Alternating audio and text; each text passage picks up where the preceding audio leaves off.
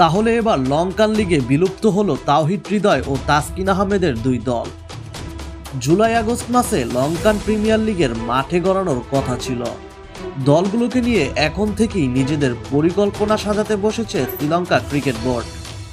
আর সেই পরিকল্পনার টেবিলেই কপাল পুড়ল বাংলাদেশি তারকাদের স্মৃতি জড়ানো দুই দলের। শ্রীলঙ্কান ক্রিকেট বোর্ডের সবশেষ সিদ্ধান্ত অনুযায়ী লঙ্কান প্রিমিয়ার লিগে কলম্বো স্ট্রাইকার্স এবং জাফানা কিংসের সঙ্গে চুক্তি বাতিল করেছে আয়োজক বোর্ড। কলম্বোতে গেল আসরে খেলেছিলেন তাসকিন আহমেদ, আর হৃদয়ের লঙ্কান লিগে অভিষেক হয়েছিল জাফানা কিংসের হয়ে।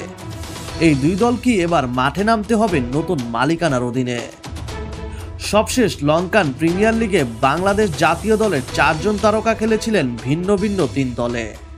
ডাম্বুলা সিক্সার্সে ছিলেন তাওহিদ হৃদয় এবং মোস্তাফিজুর রহমান।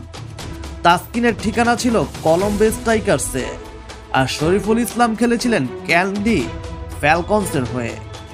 2025 আসরের তারিখ কিংবা ড্রাফট নিয়ে এখন পর্যন্ত কোনো ঘোষণা দেয়নি লঙ্কান ক্রিকেট বোর্ড।